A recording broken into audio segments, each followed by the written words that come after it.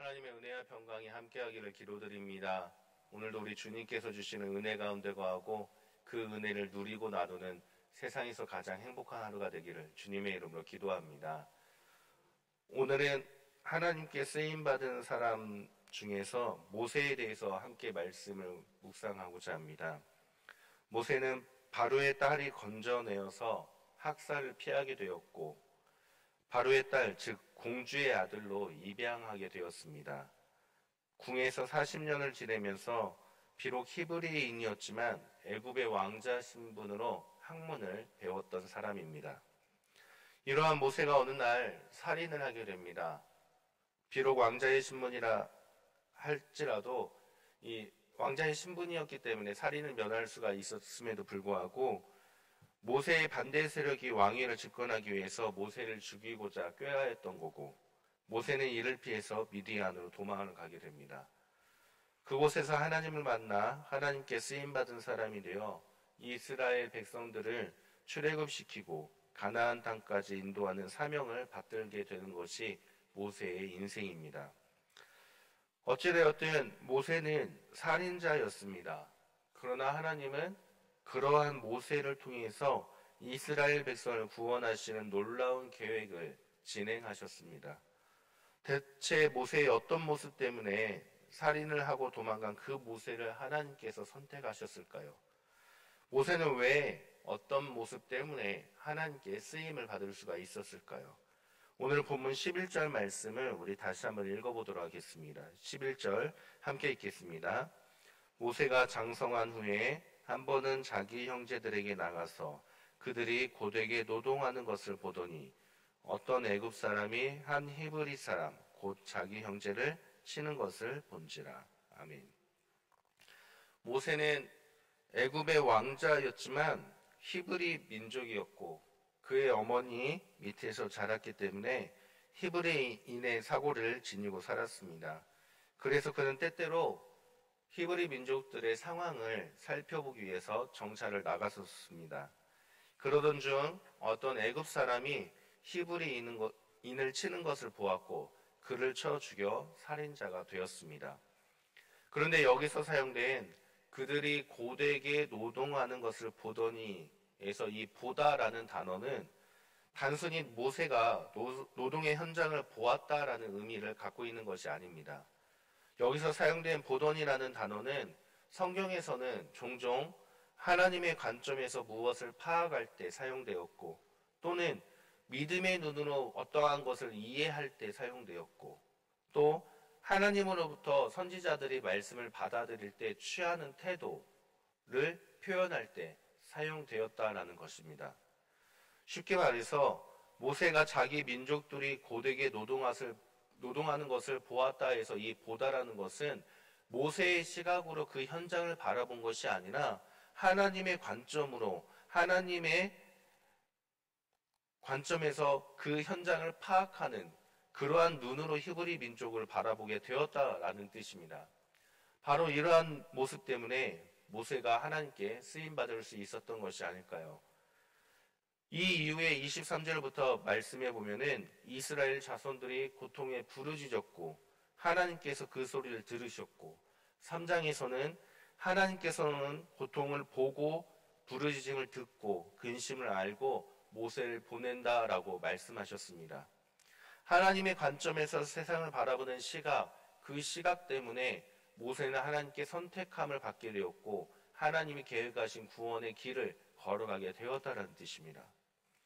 따라서 우리도 하나님의 관점으로 삶의 모든 것을 바라보아야만 됩니다. 삶의 작은 부분들, 정치, 세상의 흐름, 경제적인 것, 우리 삶의 모든 것들을 우리의 생각과 지식이 아닌 하나님의 관점으로 바라볼 수 있는 믿음의 눈을 가져야만 한다는 뜻입니다.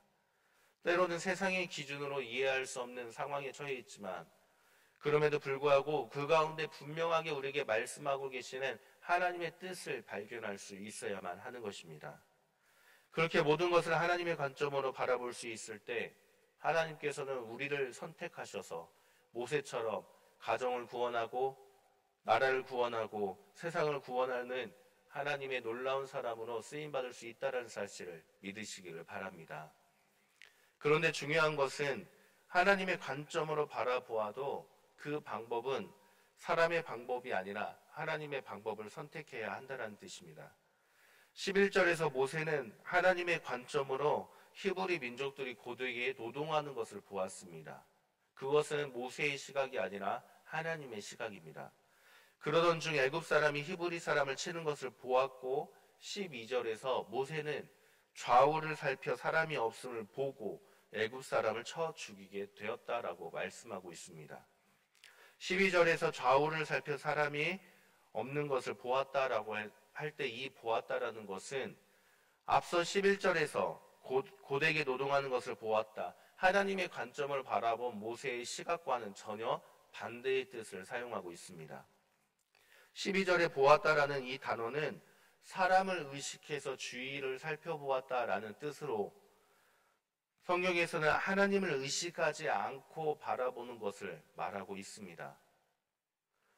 모세는 하나님의 관점으로 히브리 민족의 고됨을 바라보았고 그에 따른 행동 역시 하나님을 의식하고 하나님의 방법으로 선택을 했어야 함에도 불구하고 모세는 하나님을 의식하지 않고 사람을 의식하여 행동하게 되었다라는 겁니다.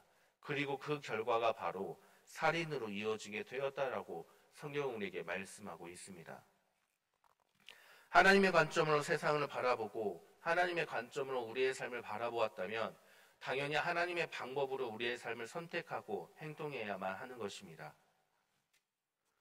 하나님의 방법은 때로는 우리가 생각하는 것보다 느릴 수도 있습니다. 하나님의 방법은 또한 우리의 생각으로는 이해할 수 없을 때도 종종 있습니다.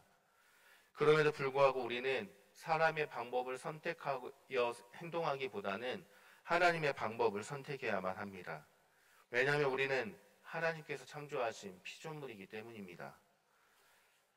하나님께서 창조하신 피조물이기 때문에 내 방법, 내 생각으로 하나님을 이해하고 하나님의 방법을 결정하는 것이 아니라 오직 하나님의 방법으로 선택을 하고 하나님의 원하시는 대로 살아감으로써 하나님의 뜻을 이루어 가야만 하는 것이 피조물인 우리들이 살아가는 방법이기 때문입니다. 오늘 말씀을 통해서 모세가 하나님께 쓰임받은 이유에 대해서 우리가 함께 말씀을 살펴보았습니다. 모세가 하나님께 쓰임받은 이유는 여러 모습들이 있었겠지만 모세는 하나님의 관점으로 세상을 바라보았다. 그 때문에 하나님께 쓰임받아 히브리 민족을 구원하는 사람으로 선택되었다는 사실을 우리가 기억해야만 됩니다. 따라서 우리도 하나님의 관점으로 우리의 삶의 모든 것을 바라봐야 되고 세상을 바라보고 해석해야 됩니다. 그러나 중요한 것은 하나님의 관점으로 바라보고 해석하더라도 사람의 방법을 선택하는 것이 아니라 우리가 선택하고 살아가는 방법 역시 하나님의 방법을 하나님의 뜻대로 살아가야 한다는 것을 우리가 주의해야 됩니다. 비록 하나님의 방법이 사람의 생각으로 알 수 없고 이해할 수 없더라도 하나님의 방법대로 하나님의 뜻을 이루어가는 성도님들 되시기를 바랍니다. 주님의 관점으로 세상을 바라보고 주님의 방법대로 이 세상을 살아감으로써 우리 모두가 모세처럼 하나님께 쓰임받는 성도님들 되시기를 주님의 이름으로 간절히 축원합니다.